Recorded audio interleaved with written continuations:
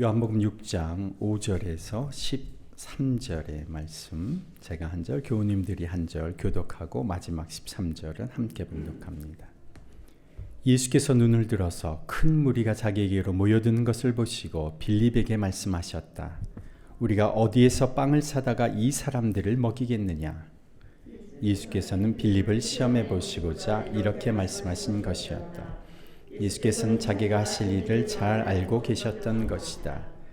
빌립이 예수께 이렇게 대답하였다.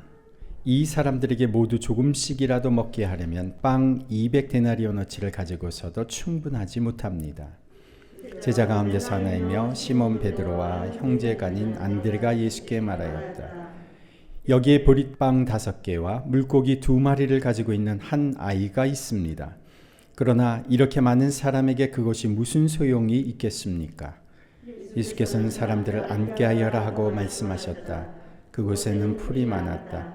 그래서 그들이 앉았는데 남자의 수가 5,000명쯤 되었다. 예수께서 빵을 들어서 감사를 드리신 다음에 앉은 사람들에게 나누어 주시고 물고기도 그와 같이 해서 그들이 원하는 대로 주셨다. 그들이 배불리 먹은 뒤에 예수께서 제자들에게 이렇게 말씀하셨다. 남은 부스러기를 다 모으고 조금도 버리지 말아라. 함께 읽습니다. 그래서 보리떡 5덩이에서 먹고 남은 부스러기를 모으니 12광주리에 가득 찼다. 아멘. 아멘. 중고등학교 시절 크리스마스가 다가오는 12월에 학교 교정을 떠올려 보면 눈으로 덮인 흰 산을 배경으로 산 중턱에 자리 잡은 널찍한 학교 운동장이 생각이 납니다. 그리고 교실을 들어가 보면 교실마다 그 중앙에 김이 모락모락 나는 주전자가 올려진 석탄 난로가 있었습니다. 이 난로 주위로 위험 방지용으로 설치된 철제 펜스가 쳐져 있었습니다. 아마 많이들 기억나시죠? 예. 기억나지 못하신 분들도 몇 분은 계실 거예요. 예. 이 점심 식사 바로 전 수업 시간에는 양은 도시락이 이제 이 철제 펜스 위에 수북히, 그리고 난로 위에도 도시락이 수북히 올려지곤 했습니다. 그런데 점심시간이 가까워서 이 수업 중에 이 난로 맨 밑에 있는 양은 도시락을 시간에 맞춰서 이렇게 빼지 않으면 도시락에 밥이 다 타버리는 경우도 있었습니다. 그래서 난로 당번이 있어서 수업 중간에도 밥이 타지 않도록 도시락을 순환시켜주는 아주 중요한 역할을 했었습니다. 그래서 이 난로 담당 주번에게 청탁이 자주 들어가곤 했죠. 야, 이번 점심시간 바로 전에는 내 거를 제일 밑에다가 넣어줘라. 그리고 뭐 이렇게 하나 사주죠. 이렇게. 야, 나 지난번에 너무 일찍 넣었다가 내 밥 다 탔으니까 이번에는 수업 마치기 10분 전에 맞춰서 좀 넣어줘. 내 거는 맨 밑에 넣지 말고 2번째 칸에 이렇게 넣어줘. 이런 청탁을 하기도 했죠. 그리고 학생들 중에는 도시락이 없이 젓가락만 가지고 다니는 공포의 젓가락이 있었습니다. 여러 가지 형편상 도시락을 못 싸가지고 다니는 친구들도 간혹 있었는데, 그런 아이들 중에 넉살 좋은 친구들은 친구들한테 1숟가락, 2숟가락씩 얻어먹곤 했습니다. 슬금슬금 다가와서는 번개같이 반찬을 집어가곤 했던 그런 친구들이 있었죠. 그래서 이 반찬 안 뺏기려고 맛있는 반찬은 도시락 밑에다가 넣고 밥을 그 위에 넣어서 이렇게 숨겨오는 학생들이 있었습니다만은, 쉬는 시간에 정말 귀신같이 이 도시락을 다 뒤집어 보면서 반찬을 뺏어 먹는 친구들이 꼭 있었습니다. 그때 도시락을 보통 2개, 많으면 3개씩 싸 가지고 다녔기 때문에 친한 친구들끼리는 간혹 도시락을 못 가져온 친구가 있으면 나눠 먹기도 하고 뭐 반반씩 먹기도 이렇게 했습니다. 그때 고등학교 야간 자율학습을 했었을 때니까 저녁까지 도시락이 2개, 아침을 못 먹고 가면 3개까지 쌓아가던 시절이었습니다. 이게 응답하라 1988의 내용이기도 하죠. 이것은 드라마의 한 장면일 뿐만이 아니라 바로 우리가 얼마 전 살아왔던 우리들의 삶의 모습이기도 했습니다. 지금도 기억나는 친구가 있는데 이 친구는 부모님이 음식점을 하셨어요. 그래서 매일 학교에 오면서 부모님께 용돈을 타오는 겁니다. 현금으로. 그 당시 우리들 친구들 사이에서는 아주 드문 일이었어요. 그러면 이 친구는 용돈을 받아서 무엇을 하느냐? 매점에서 컵라면, 빵, 과자 이런 걸 사 먹는 겁니다. 그러면 이 친구가 도시락을 안 싸우느냐? 안 싸우는 게 아니라 다 싸와요. 그러니까 도시락을 한 절반쯤 먹고 맛있는 반찬을 싸운 걸 다 친구들 나눠주고 나눠 먹고는 중간중간 쉬는 시간에 출출할 때 매점에 가서 라면, 빵, 과자 맛있는 걸 다 사 먹는 겁니다. 근데 아주 중요한 사실은 이 친구가 매점 갈 때 꼭 저를 데리고 간다는 거예요. 빵을 그렇게 잘 사주던 그 친구가 잊혀지지가 않습니다. 지금은 외식도 자주 하고 먹는 것이 너무 풍족한 시절이 되었지만 가난하고 궁핍한 시절에 누군가로부터 이렇게 음식을 제공받는다는 것은 굉장히 큰 환대였고 오랜 기억이 나는 추억이 되었던 겁니다. 먹는 것이 그만큼 중요한 것이죠. 저의 어린 시절만 해도 지금과는 사뭇 다른데 우리 아버지 어머니의 세대 그리고 우리 아버지 어머니의 그 아버지 어머니의 세대의 시절은 어떠했겠습니까? 삶이 고되고 어려울수록 또 어렵고 가난한 시절일수록 먹는 것은 더 큰 의미로 더 중요한 의미로 다가오는 겁니다. 사람들이 벳세다 들판의 언덕 위에 계신 그 예수님께로 모여들었습니다. 이것이 30년 전, 50년 전, 100년 전의 일이 아니었습니다. 2000년 전의 일이었습니다. 2000년 전에 사람들이 어떤 형편에서 어떤 조건으로 살았을지 우리의 어림짐작만으로는 가늠조차 하기 어려울 만큼 그들은 정말 척박한 삶을 살고 있었습니다. 가난하고 헐벗고 굶주리는 것은 그냥 일상이었던 거죠. 이스라엘 땅에 나중에 성지순례를 가서 보시면 아시겠지만 이스라엘 땅에 농사를 지을 만큼 그렇게 비옥한 땅이 아닙니다. 농사가 적합한 평야도 거의 없습니다. 척박한 땅에서 잘 자라는 그나마 무화과, 포도, 올리브 나무 정도가 좀 수확이 될 뿐입니다. 그런 땅에서 목축을 합니다. 목축업도 우리가 생각하는 그런 푸른 초원이 아닙니다. 산과 언덕에 돌도 너무나도 많은 그런 들판에서 드문드문 난 풀을 양과 염소가 먹으며 자라고 있습니다. 우리가 생각하는 유럽과 남미, 호주, 뉴질랜드의 드넓은 광활한 초원이 이스라엘은 존재하지 않습니다.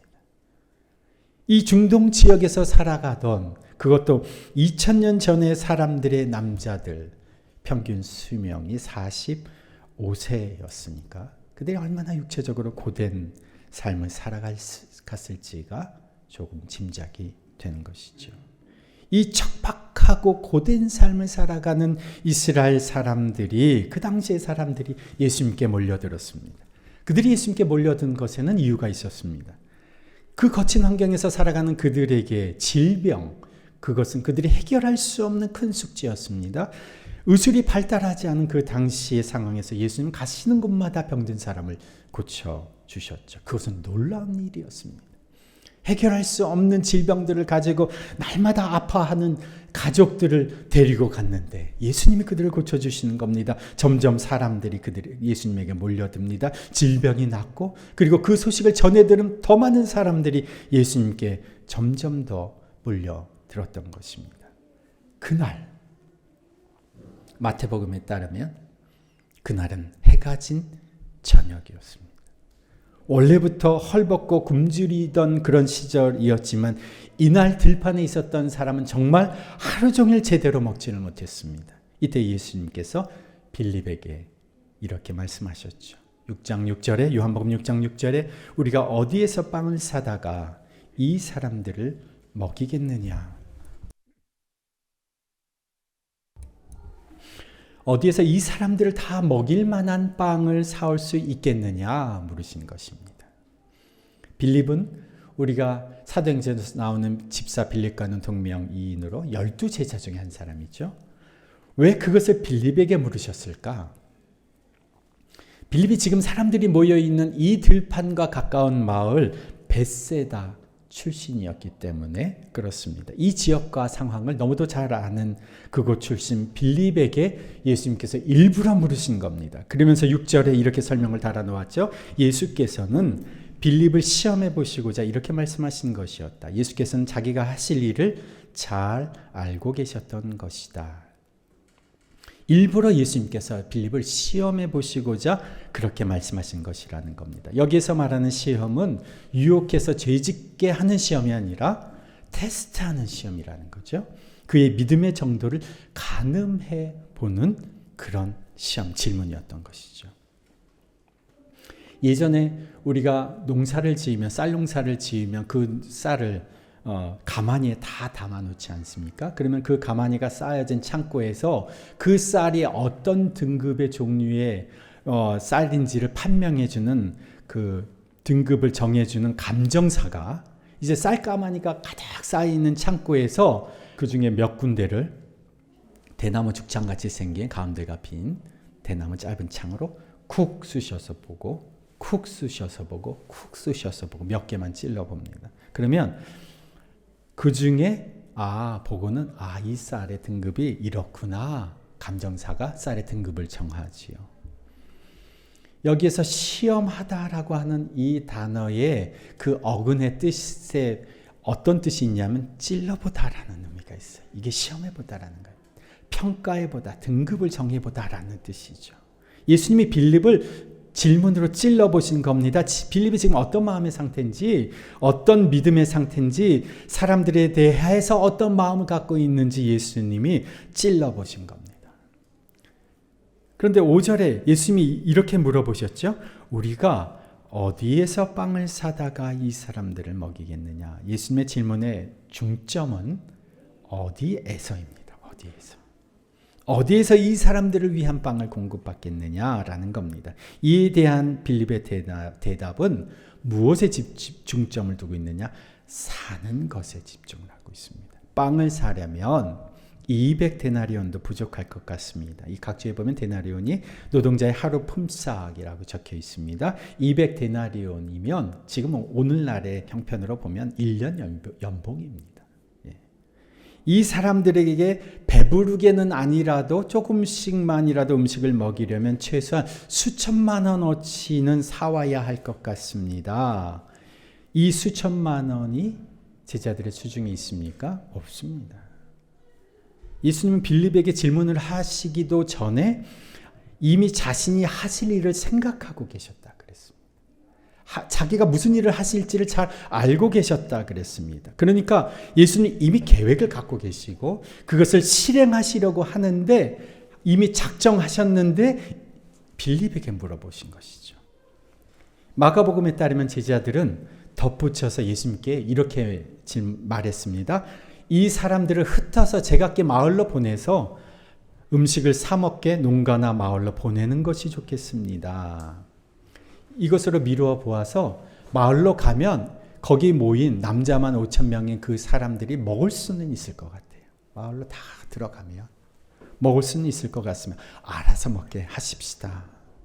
지금 이 오병이어의 사건이 우리는 요한복음의 본문을 지금 읽었는데 마태, 마가, 누가, 요한복음 모두 기록되어 있기 때문에 당시에 그 전체적인 그 사건의 상황들을 정확하게 우리가 그려볼 수가 있는데 예수님의 질문의 의도는 아주 명확했습니다. 너희가 주라는 겁니다. 너희가 먹을 것을 주라는 겁니다. 어디에서부터 이것을 공급할 수 있겠느냐? 너희라는 거죠. 빌립과 제자들의 답도 명확했습니다. 우리는 아니라는 겁니다. 그들을 사서 먹일 만한 돈이 없다는 겁니다. 그들 스스로 알아서 배고픔을 해결하게 하자는 겁니다. 마가복음에 따르면 예수님은 예수님이 이렇게 말씀하십니다. 그렇다면 너희가 가지고 있는 것은 얼마나 있느냐? 너희가 가지고 있는 빵은 얼마나 있느냐? 확인해 봐라. 이렇게 말씀하세요. 그래서 그에 대한 답변으로 안드레가 답변한 것이 오늘 본문 9절의 말씀입니다. 6장 9절 함께 있습니다. 여기에 보리떡 5개와 물고기 2마리를 가지고 있는 한 아이가 있습니다. 그러나 이렇게 많은 사람에게 그것이 무슨 소용이 있겠습니까? 지금 이 본문에 언급된 내용은 다른 복음서 마태, 마가, 누가 복음에는 이 소년에 대한 언급이 전혀 없습니다. 그러니까 그 음식이 대답을 했을 때 그 음식이 마치 제자들이 가지고 있었던 것으로만 마태, 마가, 누가는 보여지는 거예요. 소년에 대한 언급이 없으니까. 그런데 요한복음에서만 그것이 사실은 한 소년이 가지고 있던 도시락이었다고 밝히고 있는 것이죠. 너희가 가진 음식이 얼마나 있느냐 물은 대답에 대한 답변으로 안드레가 한 소년의 도시락을 말하고 있는 것은 이 도시락이 원래는 누구의 것입니까? 소년의 것인데 언제라도 제자들이 가지고 올 수 있다라고 하는 확신에서 말하고 있는 거죠. 소년의 것인데 이것은 제자들이 안드레가 언제라도 필요하면 내가 가져올 수 있는 것이라고 여겼기 때문에 이렇게 말을 하고 있는 겁니다. 이렇게 말하고 있는 안드레가 어디 출신인가? 이 안드레도 빌립과 마찬가지로 벳세다 출신입니다. 그렇다면 안드레가 지금 말하고 있는 이 아이의 도시락은 어쩌면 벳세다에서 온 소년을 같은 마을 출신의 어른인 안드레가 설득하고 달래서든지 아니면 겁을 주고 으름장을 놓아서든지 어떻게 해서든지 얻어낼 수 있는 한 끼 분량의 도시락일 수 있었다는 것이죠. 우리가 밥이라는 단어를 쌀로 지어서 익혀서 먹는 음식이라는 의미로 밥이라는 단어를 사용하지만 남에게 이용당하거나 희생되는 대상으로서도 밥이라는 표현을 합니다. 그죠? 저 녀석은 내 밥이야 이런 표현을 하죠. 어쩌면 소년은 같은 동네 출신 어른 안드레의 밥이어서 자신의 도시락을 통째로 내어줄 수밖에 없었을지도 모릅니다. 그런데 그 음식도 보통 사람들이 만들어 먹던 음식이 아니라는 거예요.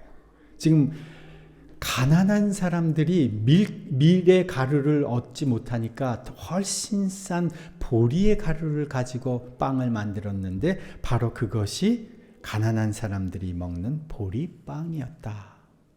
어찌하였든지 간에 그들이 가진 음식의 전부가 소년이 가지고 있던 거친 보리빵 5개, 물고기 2마리였다는 점은 너무도 분명합니다.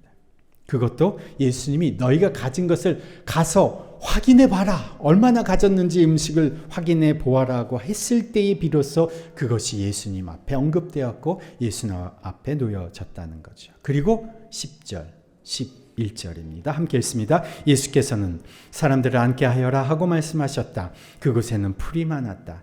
그래서 그들이 앉았는데 남자의 수가 5,000명쯤 되었다. 예수께서 빵을 들어서 감사를 드리신 다음에 앉은 사람들에게 나누어 주시고 물고기도 그와 같이 해서 그들이 원하는 대로 주셨다. 이 요한복음의 본문에는 아까 제가 언급한 다른 복음서와 달리 이 빵과 물고기가 소년의 것이었다라고 유일하게 밝히고 있으면서 동시에 이 10절에서 11절은 예수님이 빵을 가지고 감사 기도하시고 나서 사람들에게 나눠준 것이 마치 누구인 것처럼 표현하고 있습니까? 누굽니까? 예수님이었다는 거예요. 일부러 요한복음은 빵을 가지고 기도하시고 나서 사람들에게 나눠준 것이 예수님의 제자였다는 사실을 일부러 밝히지 않고 있어요. 다른 복음서에 보면 실제로는 예수님이 기도하시고 그것을 제자들에게 주시고 나눠 주어라 했을 때 제자들이 나눠 주었거든요. 요한복음에서는 일부러 제자들이 그 일을 한 것을 기록해 놓지 않았습니다. 마치 예수님이 직접 나눠 주신 것처럼 제자들의 역할을 빼버렸습니다. 왜 그랬을까요? 지금 예수님이 베푸신 이 오병이어의 기적에는 제자들의 기여도가 없었음을 의도적으로 말하고 싶은 겁니다. 제자들이 한 일이라고는 우리는 이 사람들을 먹일 만한 돈이 없습니다. 그리고 있어도 사람들에게 나눠줄 만큼 가치 있는 그런 양도 아닙니다. 라고 말한 겁니다. 제자들이 한 일. 또 제자들이 한 일이 있습니다. 오병이어의 기적을 행하시고 나서 빵 부스러기를 모으고 남은 부스러기를 청소하고 걷어들인 사람들로만 제자들이 묘사되고 있는 겁니다. 12바구니, 그러니까 곧 12명의 제자는 기적 이후에 한 바구니씩 차지할 자기의 몫은 챙겼지만 정말 예수님이 의도하신 그 기적의 현장에서 예수님이 원하시는 기적의 도구가 되었던 존재는 아무도 제자들이 아니었고 한 소년이었다는 겁니다. 12제자들은 한 일이 없다는 겁니다. 기적의 수혜자로만 있었지 실제로 그 기적에 전혀 관여하지 못했다는 사실을 오늘 본문이 우리에게 보여주고 있는 겁니다. 그런데 안드레의 밥이었을지도 모르는 한 소년의 작은 도시락, 그 소년의 밥이 수천 명의 허기를 채우는 기적의 도구가 되었던 것이죠. 저희가 플럼 라인에서 처음 예배를 드렸을 그 무렵부터 우리가 가졌던 기도와 소망이 있었습니다. 우리가 이곳을 오기 훨씬 전에 이 세속의 문화와 영향력이 가득한 이 출판도시 한가운데서 하나님 나라 문화, 건강하고 거룩한 문화를 세워가면 좋겠다. 저희가 이전에 출판의 경력도 전혀 없었고 또 필요한 재정도 아무것도 없었지만 이곳에 더비북스가 세워졌습니다. 출판단체 한가운데 더비교회 공동체가 세워졌습니다. 더비북스를 통해서 하나님이 이곳에 하나님 나라의 가치를 가진 거룩한 문화가 펼쳐지기를 그 당시부터 기도를 했어요. 그런데 사실 방법이 없었습니다. 이를 위해서는 이곳 지역에, 이 지역의 출판사, 회사, 기관과 이렇게 네트워크가 연결되어야 하는데 저희가 아는 사람도 없고 이런 우리가 사회 속에서 이 지역 속에서 문화적인 영향력, 하나님 나라의 문화의 가치를 드러내려면 지속적인 재정적 투자가 필요한데 재정적으로도 저희가 전혀 여력이 없었던 겁니다. 그런데 정말 주님의 인도하심 속에 저희가 한 발 걸어오다 보니까 어떻게 기관과 연결이 되고 또 같이 협력할 기회가 만들어지고 그리고 그래서 지난 수요일에 저희가 우리들을 위한 행사가 아니라 여기 출판사에 계시는 직원들을 위한 정오 음악회를 열었습니다. 정말 많은 분들이 기도해 주시고 하나님 또 기도를 시키셔서 막 기도를 하셨던 것 같아요. 또 와서 봉사하시고 직접 와서 또 나르시고 꾸미시고 그리고 도우시고 하셔가지고 이 음악회가 정말 출판단지에서 이 분들을 위한 정말 아름다운 음악회로 성황리에 마칠 수가 있게 됐습니다. 재단에서도 몇몇 관계자분들이 오셔서 참석을 하셨는데 그 다음날 아침에 메일을 보내주셨어요. 정말 행복한 순간을 만들어주셔서 감사하다는 진심 어린 인사를 보내주셨습니다. 저희가 직접 손수 만든 수제, 샌드위치와 커피가 거의 무료처럼 그렇게 싸게 제공됐고 정말 수준 높은 성악가들을 통해서 이 공간이 정말 음악으로 가득했던 시간이었습니다. 그 정오 음악회를 수요일날 저희가 마치고 나서 저녁에 저희가 이제 제 아내와 함께 여기 기도하러 왔습니다. 기도하러 왔는데 저희 마음에 이런 마음이 들었어요. 정말 우리가 오병이어의 그 소년의 도시락을 우리가 주님 앞에 드렸구나. 우리가 주위를 둘러보면 자산이 수십억, 수백억 되는 출판사, 회사가 우리 주위에 질비한데 다 자기 건물을 가지고 있는 이런 출판사들이 많은데 그들에게 견주어 보면 우린 정말 말도 안 되게 작은데 어떻게 보면 그런 중견 이런 출판사들의 거의 밥 정도밖에 되지 않는 이런 작은 우리가 그런 회사의 직원들을 위해서 우리가 가진 정말 모든 것을 다 내어드렸구나. 우리가 한 일이 예수님이 손에 들고 감사 기도를 드리신 후에 나눠준 그 도시락이었구나. 정말 우리가 먹기도 부족한데 거친 빵이지만 보잘것없는 생선이지만 우리가 드릴 수 있는 최선의 것을 예수님의 손에 올려드렸구나. 그리고 하나님 그것을 정말 기쁘게 받으셨다라고 하는 확신이 제 마음에 들었습니다. 지금도 많은 믿는 사람들이 있지만 대부분의 사람들이 어떻게든 믿음의 수혜자로, 복의 수혜자로, 기적의 수혜자로만 살고 싶어 하지 결코 자기 것을 내어드리고 싶어 하지 않습니다. 늘 가지고 있는 이것마저도 모자란다고 가지고 있는 것을 움켜쥐고 있습니다. 그러면서 기적을 가져오는 헌신, 봉사, 그리고 그 기적을 가져오는 수고와 노력은 내어놓지 않으려고 하는데 이 작은 우리들이 정말 이 큰 기업들이 질비한 이 가운데서 우리가 가진 모든 것을 내어드렸구나. 매달마다 우리가 근근히 살아가면서도 우리는 기적의 수혜자로만, 하나님 나라 역사의 수혜자로만 살아가려고 하지 않고 우리가 기적의 공여자, 하나님의 역사의 수고자로 우리가 살아가고 있거나, 이것이 더빅교회 공동체가 앞으로도 계속 살아내야 하는 삶의 방식인 겁니다.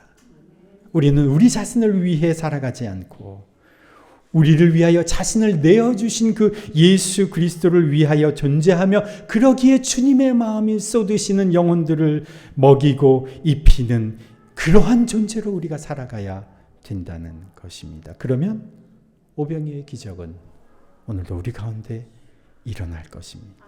그리고 그 남은 빵 조각은 우리 주위에 많은 사람들이 실제로 그 기적의 수고에 참여하지 않았음에도 그 사람까지도 누리게 되는 혜택이 될 것입니다. 하나님이 창세기 12장에서 믿음의 사람 아브라함을 부르셔서 이렇게 말씀하셨습니다. 제가 개역개정으로 이 본문의 말씀을 창세기 12장 2절의 말씀을 읽어드리면 이렇습니다. 내가 너로 큰 민족을 이루고 네게 복을 주어 네 이름을 창대하게 하리니 너는 복이 될지라. 땅의 모든 족속이 너로 말미암아 복을 얻을 것이라. 하나님이 아브라함에게 복을 주신 것은 그로 말미암아 땅의 모든 족속이 복을 얻게 하시려고 그런 것이었죠. 내가 너에게 복을 주니 이제 네가 복이 되어라. 너를 통해서 사람들이 복을 받게 될 것이다. 너는 복이 될지라. 하나님이 아브라함에게 그렇게 말씀하셨어요. 이것을 이 오병이적의 기적을 행하시기 위해 안드레의 밥이었을지도 모르는 한 소년, 그 소년의 밥을 사용하신 예수님께서 자신을 우리에게 이렇게 가르쳐 주셨습니다. 요한복음 같은 6장 51절에 나는 하늘에서 내려온 살아있는 빵이다. 이 빵을 먹는 사람은 누구나 영원히 살 것이다. 6장 55절에 내 살은 참 양식이요 내 피는 참 음료이다. 예수님이 자신 누구신지를 우리에게 알려주셨습니다. 이 오병이어의 기적을 행하시고 나서 예수님이 자기 자신이 누구신지를 세상 가운데 드러내 주셨습니다. 내가 너의 밥이다. 내가 너의 생명의 밥이 되어 주었다. 그런데 생각해보면 예수님 자신도 종교 지도자들과 정치인들의 희생이 되어서 밥이 되어서 예수님께서 돌아가시지 않았습니까? 십자가에서 돌아가신 그 예수님께서 자신의 생명을 내어주시면서 우리를 위한 영원한 생명의 밥이 되어주셨다는 거예요. 이 요한복음 6장의 본문의 말씀에 비추어서 하나님이 아브라함에게 그리고 오늘도 이 시대 속에서 믿음의 사람으로 살아가는 우리에게 주신 복을 다시 해석해 보면 주님은 우리에게 이렇게 말씀하시는 것으로 여겨집니다. 내가 너에게 생명의 밥을 주지 않았느냐? 그러니 이제 네가 밥이 되거라. 너는 밥이 될지라. 예수님이 아브라함에게 너는 복이 될지라 말씀하신 것처럼 예수님은 오늘 우리에게 너는 밥이 될지라. 세상의 밥이 되어 희생당하셨으면서도 정말 우리를 위한 생명이 밥이 되어주신 예수님께서 빌립에게 물으셨던 것처럼 오늘 우리에게도 물으십니다. 우리 가운데 행하실 일이 이미 다 알고 계시고 계획하고 계시고 곧 실행하실 그 예수님께서 우리에게 물으시는 거죠. 어디에서 빵을 사다가 이 사람들을 먹이겠느냐? 누가 이 사람들을 먹이겠느냐? 저희가 그 밥이 되고 싶습니다. 우리가 주님의 손에 들려지기만 하면, 우리가 주님 손에 들려진 밥이 되기만 하면 주님이 그것을 축사하시고 기적을 행하시는 겁니다.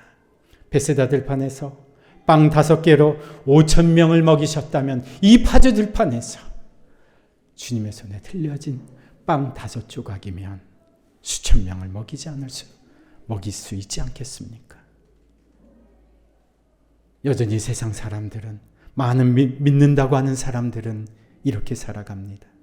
내 목, 내 입, 내 주머니, 내 이익을 챙기는 자로 살면서 여전히 무엇이 부족한지에만 집중하며 살아가는 그런 인생이 아니라 여전히 복과 은혜의 수혜자로만 더 받으려고 안달하며 사는 것이 아니라 이제 복의 기여자로, 복과 은혜를 나누는 복의 공여자로, 생명의 밥을 나누는 사람들의 밥으로 우리가 살아가야 하지 않겠습니까? 이런 사람들을 통해서 하나님의 역사는 오늘도 우리 가운데 펼쳐지는 겁니다. 오늘도 오병이어의 기적은 일어나는 겁니다. 하나님 아버지, 주님이 예수의 생명을 치르시고 우리에게 허락해 주신 하나님의 자녀의 복이 얼마나 위대하고 큰데, 그 구원의 은총이 얼마나 거대한데 여전히 우리는 무엇이 우리에게 없는지에 몰두하며 살았습니다. 다른 이들에 대한 책임과 관심을 외면하며 살았습니다. 예수님이 우리의 생명의 양식이 되셔서 우리의 배고픔을 채워주셨는데, 그렇게 되시기 위해서 정치인들과 제사장들과 이스라엘 백성들에게 멸시와 모독을 당하는 그런 존재로 사셨는데, 우리는 배고프고 목마른 영혼을 보면서도 그것은 그들이 알아서 할 일인 것처럼 외면하며 살아왔습니다. 내가 가진 것으로는 아무런 도움이 되지 않는다고 스스로 포기하며 살아왔습니다. 주님, 아브라함에게 복을 주시며 너는 복이 될지라 말씀하신 하나님이 우리에게 생명의 양식을 주시며 너는 밥이 될지라 말씀하시니, 주님, 허기지고 목마른 인생을 위해서 우리의 인생이 이제부터는 주님 손에 들려진 밥이 되게 해주십시오. 비록 우리의 배도 채우기 부족한 분량이지만 주님 손에 드리오니, 주님, 죽어가는 영혼들을 위하여, 꺼져가는 인생들을 위하여, 허기진 생명들을 위하여 주님께서 축사하시고 우리의 인생을 나눠 주옵소서. 주여, 더비교회 공동체와 여기 있는 지체들을 주님 손에 올려드리오니, 주님, 이 지역과 사회와 이웃을 살리는 주님의 밥으로 사용하여 주옵소서. 그리하여 주님, 오병이어의 기적을 주님 우리를 통하여 행하시옵소서. 우리를 통하여 우리의 가족들이, 우리의 이웃들이, 우리 주위의 사람들 구원을 얻는 하나님의 역사를 보게 하시고, 우리 주위의 사람들까지 남은 빵 조각을 거둬들이는 은혜를 누리게 하여 주옵소서. 이제는 우리 구주 예수 그리스도의 그 지극하신 은혜와 하나님 아버지의 그 무한하신 사랑과 성령님의 역사하심과 교통하심이 우리 주위의 인생과 영혼들을 위한 밥으로 살기를 결단하며 세상으로 나아가는 주님의 백성들 위에, 그 가정 위에, 일터 위에, 그리고 주의 몸된 교회 공동체 위에 이제부터 영원토록 함께 하시기를 간절히 축원하옵나이다. 아멘.